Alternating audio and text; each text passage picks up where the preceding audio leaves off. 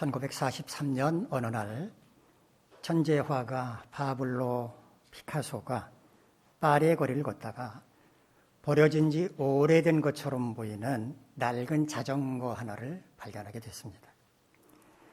버려진 자전거를 유심히 바라보던 피카소는 그것을 자신의 작업실로 가져가서 자전거의 안장과 핸들을 떼어내 안장에다가 핸들을 거꾸로 붙인 다음에 그 위에 청동을 입혔습니다.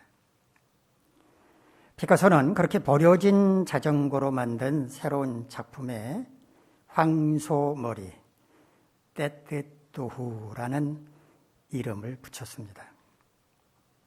그로부터 50년이 지난 1993년 런던의 한 경매장에서 이 작품에 대한 경매가 진행됐는데요.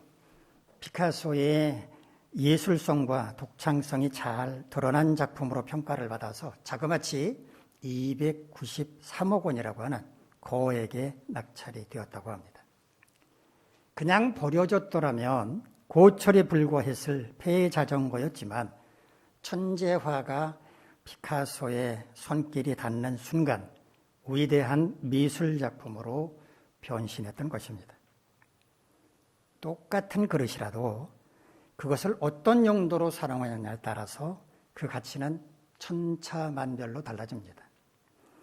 그 그릇에 보석을 담아 놓으면 보석함이 되지만 쓰레기를 담으면 쓰레기통이 되고 개에게 먹이를 주는 데 사용하면 개 밥그릇이 됩니다.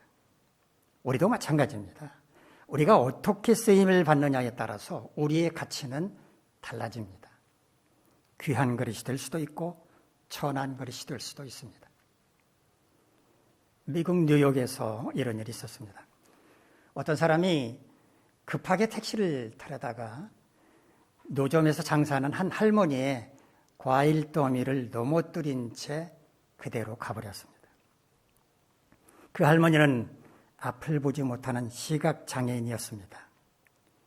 과일 더미가 넘어지자 할머니는 뭐라고 속으로 중얼중얼 거리면서 더듬더듬 바닥에 흩어진 과일을 모으고 있었습니다. 곁에서 그 모습을 지켜보던 어떤 사람이 할머니에게 다가가서 할머니가 과일 모으는 것을 도와주었습니다. 그러자 그 할머니가 그 사람에게 이렇게 물었다고 합니다. Are you Jesus? 당신은 예수님입니까? 라고 물었습니다. 할머니가 이렇게 물어본 이유가 있었습니다. 과일 더미가 넘어졌을 때 할머니가 속으로 중얼중얼 하면서 이렇게 기도를 한 겁니다. 주님, 도와주세요. 빨리 저한테 오셔서 저를 좀 도와주세요. 이렇게 할머니가 속으로 중얼거리면서 기도하고 났을 때 바로 그 사람이 와서 도와주었던 것입니다. 할머니로서는 주님이 내 기도를 들으시고 지금 여기 오셔서 나를 도와주고 계시는가? 라는 생각에 Are you Jesus? 당신 예수님입니까? 라고 물어봤던 겁니다. 할머니를 도와준 그 사람이 아닙니다. 저는 예수님이 아니고요. 지나가는 사람입니다. 라고 대답을 했지만 할머니는 그 사람에게 이렇게 말했다고 합니다. You must be Jesus. 당신은 틀림없이 예수님입니다.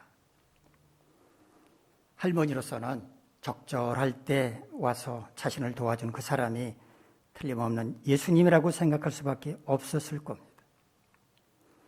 우리가 세상 가운데서 어떻게 살아가느냐에 따라서 우리는 예수님을 닮은 사람이 될 수도 있고 그저 스쳐 지나가는 사람이 될 수도 있습니다. 사도 바울은 오늘 본문에서 우리를 질그릇에 비유하고 있는데 함께 본문 가운데로 들어가서 그 의미는 뭐고 우리가 깨달아야 할 교훈은 뭔지 살펴보도록 하겠습니다. 우리 본문 7절 화면으로도 보여드리는데 7절 말씀 한번 같이 읽을까요? 시작. 우리가 이 보배를 질그릇에 가졌으니 이는 심히 큰 능력은 하나님께 있고 우리에게 있지 아니함을 알게 하려 함이라. 우리가 이 보배를 질그릇에 가졌다라고 말하는 것은 비유죠. 비유로 말하는 겁니다. 이 보배를이라고 말했기 때문에 앞에서 이 보배에 관한 이야기를 했다는 것입니다. 오늘 보면 바로 앞에서 사도 바울은 그리스도의 영광의 복음의 광채에 관해서 말했습니다. 우리가 복음을 영접할 때 하나님께서 우리 마음에 빛을 비춰주심으로써 예수 그리스도를 통하여 하나님의 영광을 깨달아 알 수 있게 하신다라고 말했는데, 오늘 본문에서는 바로 이 빛을 가리켜서 보배라고 말하는 것입니다. 우리가 이 보배를 질그릇에 가졌다라는 말은 우리가 복음의 진리를 영접함으로써 그리스도를 통해 하나님의 영광을 깨달아 알 수 있을 뿐만 아니라 하나님의 능력을 힘입어 살아갈 수 있다는 의미였습니다. 그런데 우리가 이런 보배와 같은 은혜를 소유하고 있기는 하지만 우리는 질그릇과 같은 존재라고 말합니다. 질그릇은 깨지기 쉽지 않습니까? 우리 육신이 그만큼 연약하다라고 하는 것을 비유로 말하는 것입니다. 하나님께서 이처럼 연약한 우리 속에 보배와 같은 복음의 빛과 능력을 부어주신 이유는 뭘까? 연약한 자신을 돌아보면서 절망하거나 실족하지 않고 우리 안에 있는 놀라운 하나님의 능력을 힘입어서 살아갈 수 있도록 하신 것이라는 말입니다. 이어지는 말씀에서 바울은 우리가 어떻게 그런 삶을 살 수 있을 것인지 실제적인 예를 들어서 설명을 하고 있습니다. 우리 본문 8절부터 12절까지 말씀 같이 읽습니다. 시작. 우리가 사방으로 우겨쌈을 당하여도 쌓이지 아니하며 답답한 일을 당하여도 낙심하지 아니하며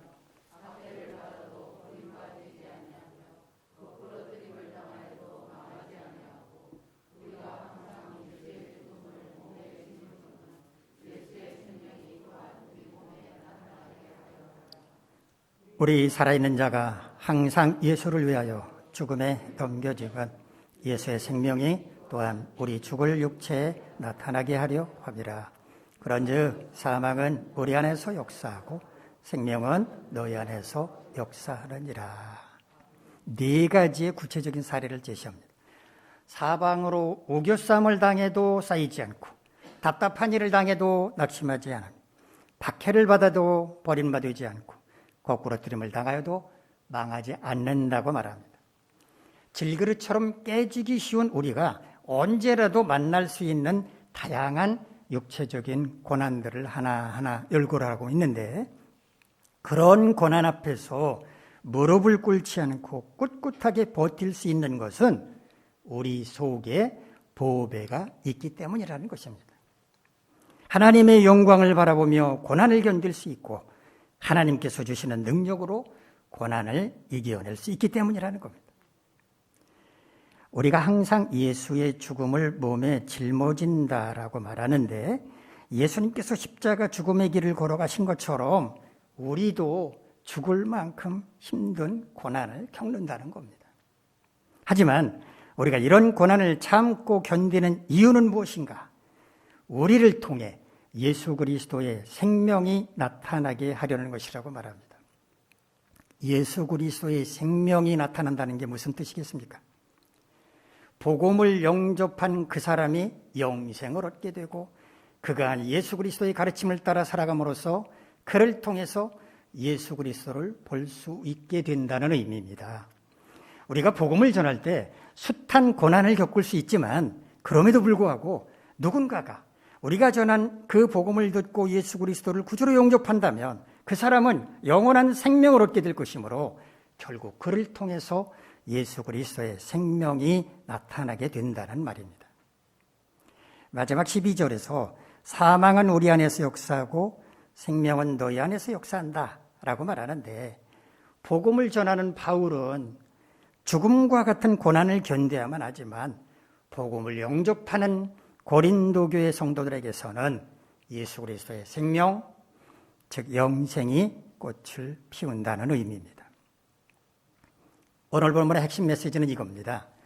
비록 우리는 질그릇과 같이 연약한 존재에 불과하지만 복음의 진리를 영접하는 순간 영생을 얻을 뿐만 아니라 능력의 주님이 우리 안에 거하심으로써 우리는 어떤 고난을 만나더라도 주님과 더불어서 승리하며 살아갈 수 있다는 것입니다. 이것을 비유로 말한다면 우리 인생은 보배를 담고 있는 질그릇과 같다라고 말할 수 있다는 것입니다. 그러므로 우리는 보배를 담고 있는 질그릇으로서 합당하게 살아갈 수 있어야 한다는 것입니다. 그렇다면 우리가 보배를 담은 질그릇으로서 합당하게 살려면 어떻게 해야 할 것인지 함께 생각해 보도록 하겠습니다. 첫째는 우리 안에 있는 보배가 무엇인지를 분명히 알고 그것을 굳건하게 지키도록 노력해야 합니다. 우리가 현금 1,000만 원을 갖고 있다고 가정을 한번 해봅시다. 1,000만 원이면 5만 원짜리 100장 묶음 2개입니다. 자, 이것을 우리의 옷돌이 양쪽 주머니에 그 안주머니에 넣었다고 가정을 한번 해봅시다. 우리는 돈을 잃어버릴까 봐 무척 조심할 것입니다. 아무리 덥다고 해서 옷을 아무데나 벗어놓지 않을 것이고 사람들이 북적대는 지하철, 만원 버스 타지 않으려고 할 것입니다. 보물이 있는 곳에는 우리의 마음이 있기 때문에 우리는 늘 이 1,000만 원 잘 간직해야 하는데 라는 생각만 할 것입니다. 또 우리가 수천만 원을 호가하는 다이아몬드가 들어있는 목걸이를 걸고 있다고 가정을 한번 해봅시다. 그런 목걸이가 있는지 없는지 모르겠지만 하여튼 있다고 가정하라고 수천만 원짜리 목걸이를 걸고 있습니다. 자, 이 목걸이를 한 채 우리가 격렬한 운동을 할 수 있겠습니까? 아니면 사람들이 많은 시장통을 막 헤매고 다닐 수 있겠습니까? 언제 어떻게 잃어버린지도 모를 일이 발생하지 않도록 우리는 그런 곳에 가지 않으려고 할 겁니다. 그런 일을 하지 않으려고 할 것입니다. 어쩌면 그걸 안전하게 지켜야 한다는 부담감 때문에 그 귀한 목걸이는 목에 걸지 않고 그냥 집에다 고이 모셔두고 있을지도 모르겠습니다. 그런데 정말 감사하게도 우리가 갖고 있는 보배는 현금이나 보석과 같이 눈에 보이는 그런 형체에 있는 것이 아니라 눈에 보이지 않는 영적인 보물입니다. 예수 그리스도는 내 구주가 되신다라고 하는 영적인 복음의 진리, 하나님의 영이 내 안에 거한다는 믿음, 그것이 바로 보배이기 때문입니다. 이 보배는 어느 누구에게 강제로 빼앗길 염려도 없습니다. 다만 우리가 사탄의 유혹에 넘어간다면 사탄에게는 이 보배를 빼앗길 수 있습니다. 사탄이 우리에게서 믿음을 빼앗아가 버리는 순간 이 보배는 사라져버리고 말 것이기 때문입니다. 현금을 간직하고 있다거나 값진 보석을 간직하고 있을 때 우리는 그것을 안전하게 지켜야 한다라고 조심하는 것처럼 우리 안에 있는 보배를 지키기 위해서 우리는 사탄의 유혹에 넘어가지 않도록 각별히 주의를 기울여야 합니다. 이단 신천지가 우리 교회에 계속 편지를 보낸다는 것은 제가 여러분들에게 여러 차례 말씀을 드렸고요. 지금도 그들이 보낸 편지, 듣지 않은 편지는 제 방에 수북하게 쌓여 있습니다. 어느 날 낯선 우편물 하나가 교회에 배달이 됐습니다. 대봉투 절반 크기의 누런 그런 편지 봉투에 뭔가가 내용이 들어있는데 겉봉에는 이렇게 쓰여 있었습니다. 정관 LH 7단지 712동에 사는 손아무개, 그리고 자신의 전화번호를 고무인으로 찍어놨습니다.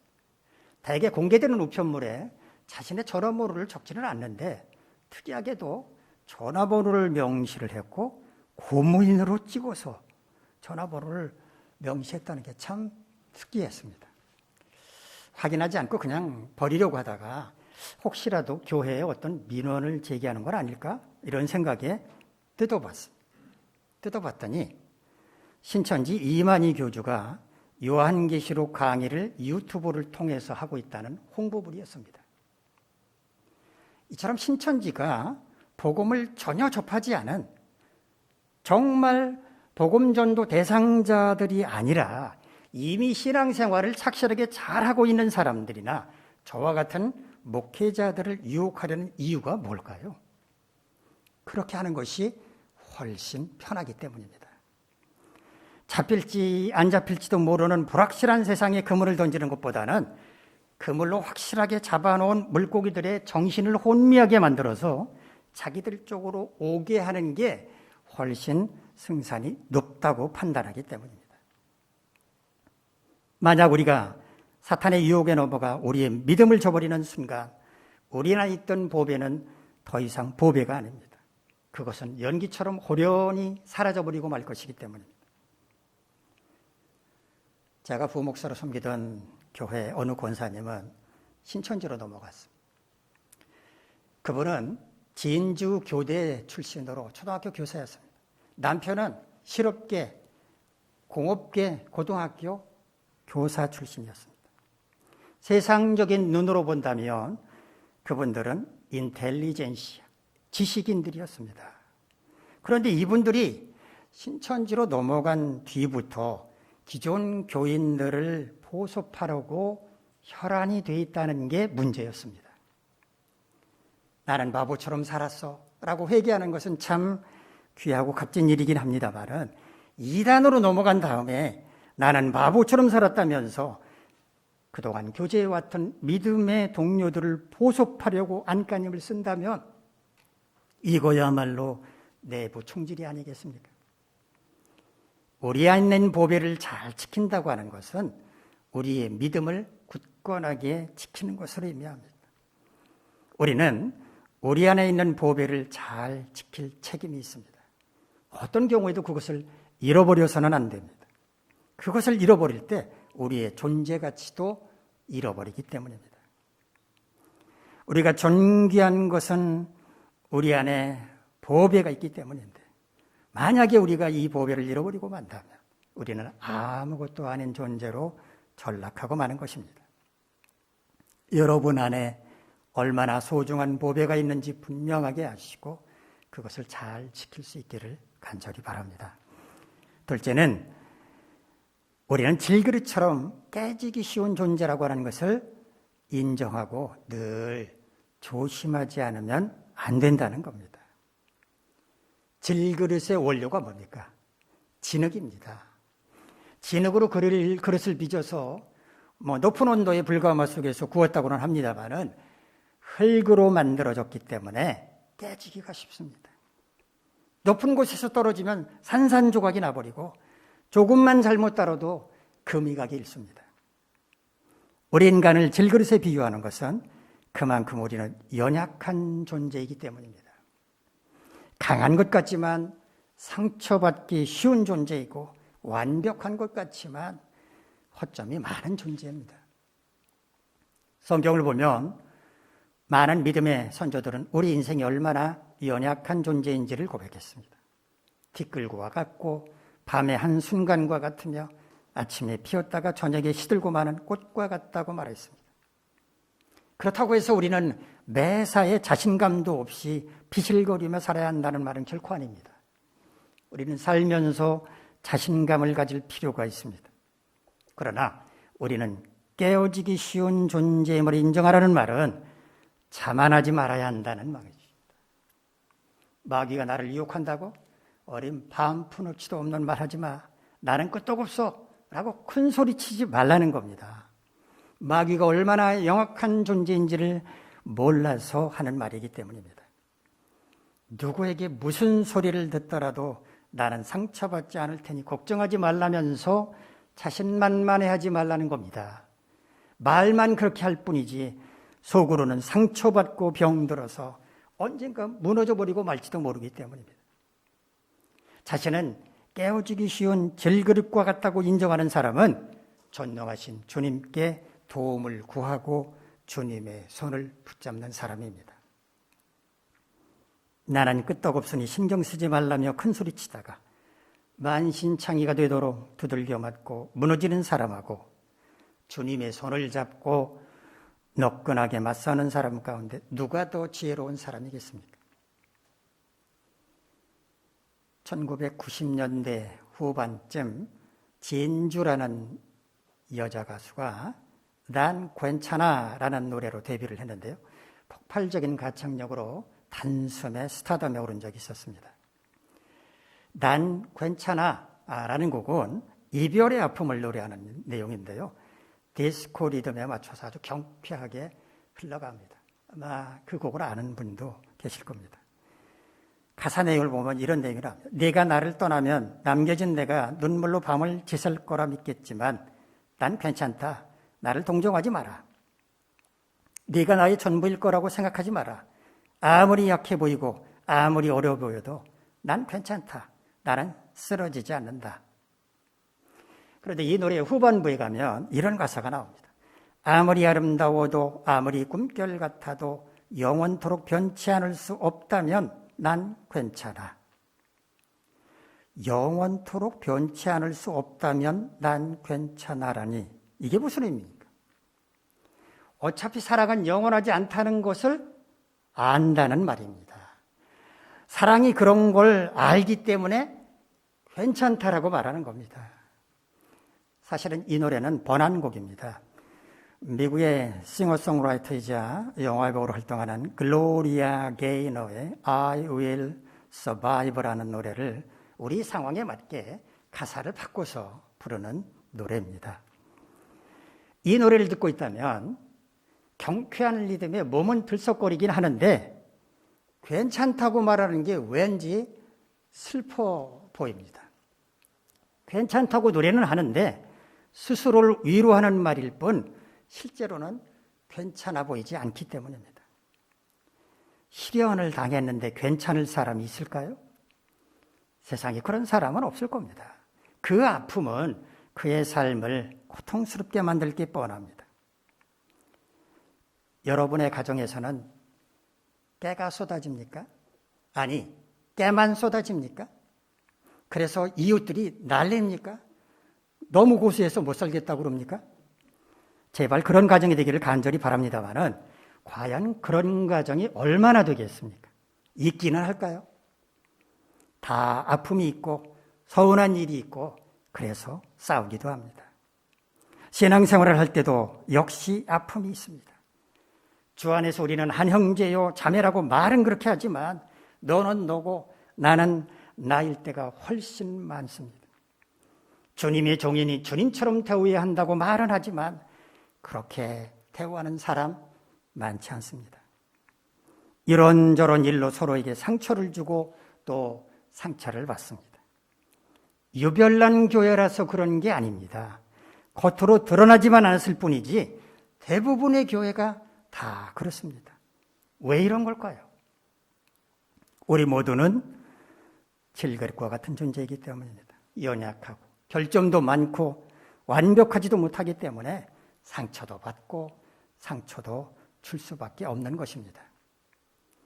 나는 절대로 그런 사람이 아니란 말 하지 마시기 바랍니다. 나는 아무래도 괜찮다는 말도 하지 마시기 바랍니다.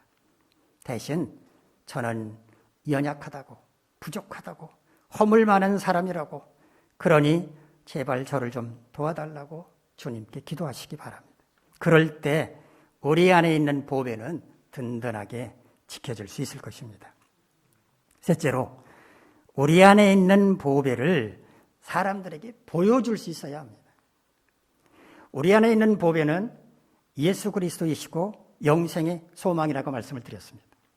주님은 우리가 이 보배를 잘 간직하기를 바라고 계시지만 그렇다고 고이 간직만 하고 있기를 바라는 것은 아닙니다. 그걸 잘 드러내기를 또한 바라고 계십니다. 주님이 우리 안에 그 보배를 주신 이유가 바로 거기에 있기 때문입니다. 다시 말하면 우리는 단순히 보배를 간직만 하는 그릇이 아니라 그것을 널리 전파하는 전달자가 되어야 한다는 것입니다. 우리 안에 있는 보배는 형체가 있는 게 아니라 눈으로 볼 수 없는 영적인 것이라고 말씀을 드렸습니다. 우리가 이 보배를 아무리 많이 퍼나른다고 해도 이 보배는 사라지지 않습니다. 계속 채워집니다. 그러므로 우리는 얼마든지 마음껏 이 보배를 사람들에게 퍼주어도 아무 상관이 없습니다. 아니, 주님은 우리가 그렇게 하기를 간절히 바라고 계십니다. 그렇다면 우리 안에 있는 보배를 어떻게 사람들에게 보여줄까요? 우리의 말로, 행동으로, 삶으로 보여줘야 합니다. 오늘 본문에서 바울은 하나님께서 예수 그리스도의 얼굴에 있는 하나님의 영광을 아는 빛을 우리 마음에 비추었다라고 말했습니다. 예수님의 얼굴을 보고 하나님의 영광을 깨달아 안다는 말인데 어떻게 예수님을 통해서 하나님의 영광을 알 수 있습니까?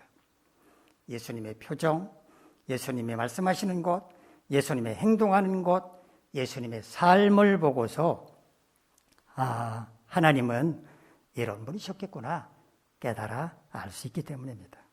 다시 말해서 예수님께서 하나님의 성품을 말이나 행동이나 삶으로 드러내셨기 때문에 우리는 예수님을 바라보고 하나님이 어떤 분이신지를 깨달아 알 수 있게 된다는 말입니다. 마찬가지로 우리가 주님의 성품을 닮아서 말과 행실과 삶이 주님을 닮아가도록 힘쓴다면 사람들은 우리를 통해서 주님이 어떤 분이신지를 알게 될 것입니다. 이렇게 우리가 말과 행실과 삶으로 주님을 드러낼 때 우리는 우리 안에 있는 보배를 나타내 보여주는 것입니다. 나는 보배를 간직하고 있는 보배 그릇과 같다라고 자신의 정체성을 분명히 하는 것은 굉장히 중요하지만 자신이 그와 같은 보배 그릇이라고 하는 것을 많은 사람들이 알 수 있도록 스스로 보배를 꺼내서 널리 전하는 것도 더할 나위 없이 중요하다라고 하는 것 꼭 기억하시고 이런 삶을 살 수 있기를 간절히 바랍니다. 우리는 질그릇과 같이 연약하기 짝이 없는 존재이지만 하나님께서는 우리 안에 보배를 담아 놓으셨습니다.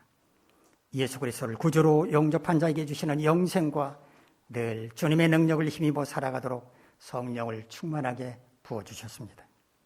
우리가 존귀한 이유는 바로 하나님께서 이런 보배를 우리 안에 담아 놓으셨기 때문입니다. 우리는 보배를 담고 있는 질그릇으로서 합당하게 살아가야 합니다. 우리는 어떻게 보배를 담고 있는 질그릇으로서 합당하게 살아갈 수 있습니까? 첫째, 우리 안에 있는 보배가 무엇인지를 분명히 알고 그것을 굳건하게 지키도록 노력해야 합니다. 우리 안에 있는 보배를 잘 지켜야 우리의 존재 가치가 높아지므로 사탄의 유혹에 넘어가 믿음을 잃지 않도록 주의해야 합니다. 둘째, 우리는 질그릇처럼 깨지기 쉬운 존재라는 것을 인정하고 늘 조심하지 않으면 안 됩니다. 연약한 자신을 의지할 것이 아니라 능력에 주님을 의지하고 도움을 받아야 합니다. 셋째, 우리 안에 있는 보배를 사람들에게 보여줄 수 있어야 합니다. 우리의 말과 행실과 삶을 통해서 예수 그리스도와 영생을, 천국의 소망을, 주님과 함께함의 능력을 보여줘야만 합니다. 여러분 모두 이와 같이 보배를 담고 있는 질그릇으로서 합당한 삶을 사시기를 간절히 바랍니다. 기도하겠습니다. 거룩하신 하나님, 우리 모두 우리 안에 보배가 담겨있는 질그릇이라고 하는 것을 깨닫고 이 보배를 잘 간직할 뿐만 아니라 세상 모든 사람들에게 이 보배를 꺼내 보여줄 수 있는 믿음을 주옵소서. 예수님의 이름으로 기도하옵나이다.